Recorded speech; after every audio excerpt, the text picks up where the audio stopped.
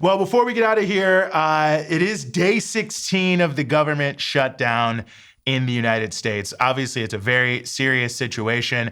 It's unclear how many federal workers will ultimately lose their jobs, but we know that the professional government job cutters, they're people who want to destroy the federal bureaucracy, are saying it could be as many as 10,000.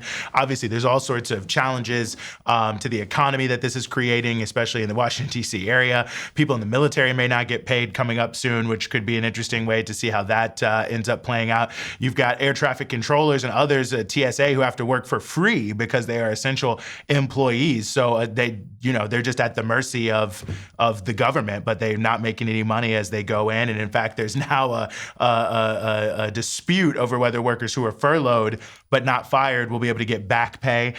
So a lot of serious real world consequences that are going on in many different ways. And of course, we have to note that the reason the shutdown is happening is a very serious real world consequence. And that is that the Republicans are standing strong on kicking 15 million people off of healthcare. That is what this is about, and we have to remember this. There are other subsidiary cuts that the Republicans are making, but what the Democrats have made their stand on, what they say is, we will not go back, or we won't sign any deal. And that's what led to the shutdown in the beginning. That doesn't restore the cuts that are being made to Medicaid and the Affordable Care Act. And you can see it there on the screen. So 15 million people. You have a number of people who will be kicked off because of Medicaid getting cut, others who will be kicked off because they'll be losing subsidies and different things like that. But 15 million people getting kicked off of healthcare. That's what this is about. And not just 15 million people getting kicked off of healthcare, but 15 million people getting kicked off of healthcare, and also many millions of people losing access to important nutrition assistance in order to deliver massive tax cuts to the ultra wealthy. So you look at that chart that's right next to me now. Now notice what's happening here. $1.1 trillion in cuts to healthcare and other social programs, and $1.4 trillion in tax breaks for people making over $500,000, I believe is the graph. It's pretty close numbers there, 1.1 to 1.4. It's almost as if they're actually cutting critical social programs in order to hand over trillions of dollars to the ultra wealthy. Well, I think if you thought that, you'd be 100% right.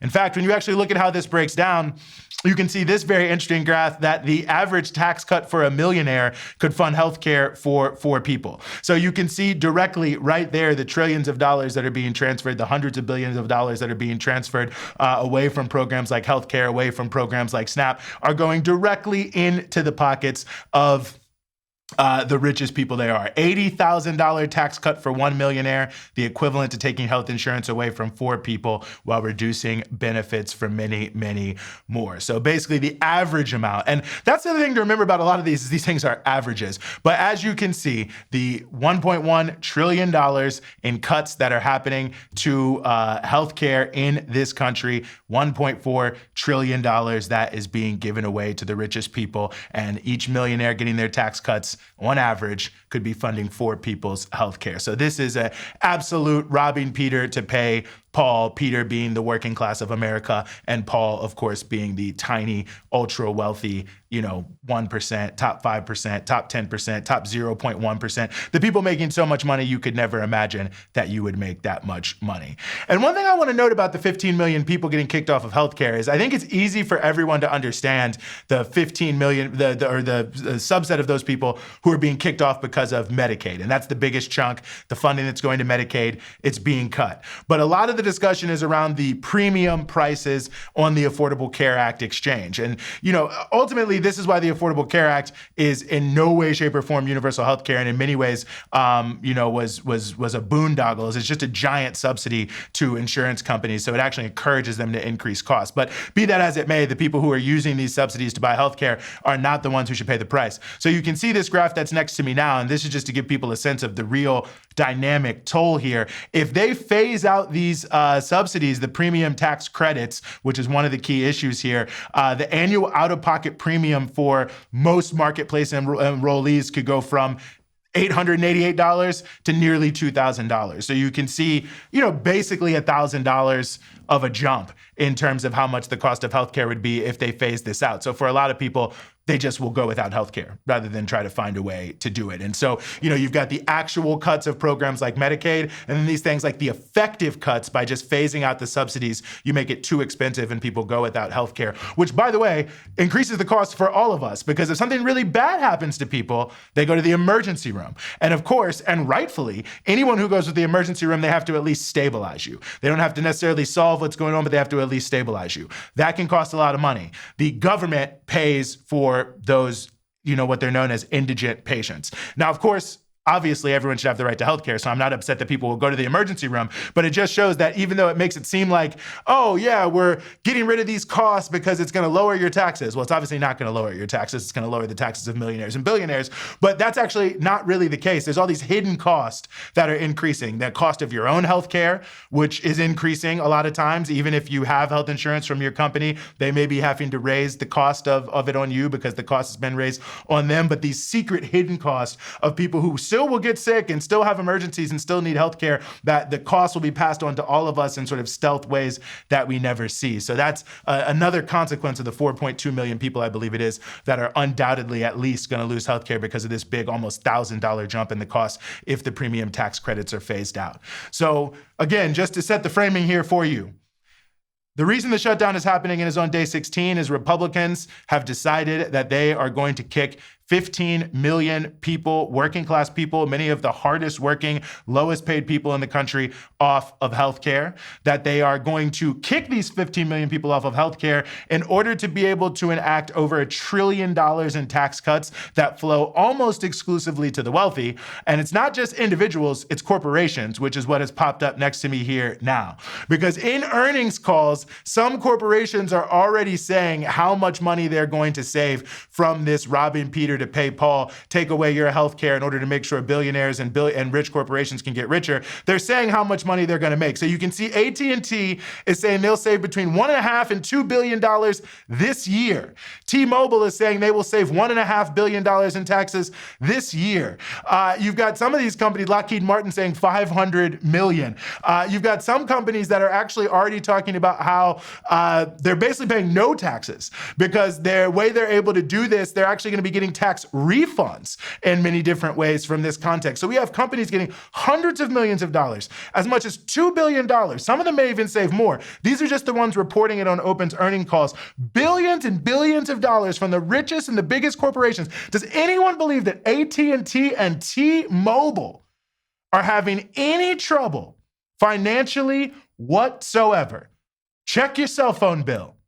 I doubt you will agree that they are having any trouble, but they're still going to get an extra $1.5 to $2 billion on the backs of the 15 million people who are going to lose health care in this country, despite being some of the hardest working, lowest paid individuals in this country. The people working 2 jobs, 2 shifts, extra overtime just to be able to feed themselves and to feed their kids. The people who are working at Waffle House, at IHOP, at Dollar General, at the airport in some cases, even some of these TSA agents who are making very little money. I mean, this is the average working class person, the Amazon drivers, the truck drivers, the people who are not really making a lot of money at all, who are desperately struggling to make ends meet. Healthcare, 15 million of them, they're going to have healthcare stripped away from them. So AT&T can get a $1.5 billion tax break. And that's what the shutdown is about. Now, of course, the Democrats aren't doing much about it. As we told you last week, they are sending strong letters.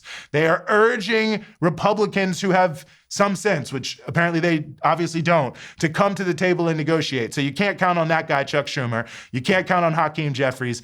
I think you can only count on yourself, and you can only count on the people around you. So I think for everyone who is deeply concerned about themselves being kicked off of healthcare, deeply concerned about others losing their healthcare and the cost to our society, who hate to see $1 trillion just given away to the richest people and corporations who are already richer than they've ever been in the history of human beings getting rich, people who are angry as hell that your electricity bill is going up 6%, 7%, that it's going to outpace inflation for all of 2026, and it's just because of data centers, who are mad because the right to free speech is being destroyed in this country because Trump doesn't want anyone to speak up against the smash and grab raid that is being waged on the working class right now in this country. Well, you shouldn't depend on the Democrats. You definitely shouldn't depend on the Republicans who you see on the screen there. But I think this is the time, this is the moment that a mass movement of individuals has to stand up and be counted founded, and to push for change and to say that we have enough money and enough resources for everyone to have housing, healthcare, education, access to information, food, all of the basics to survive, and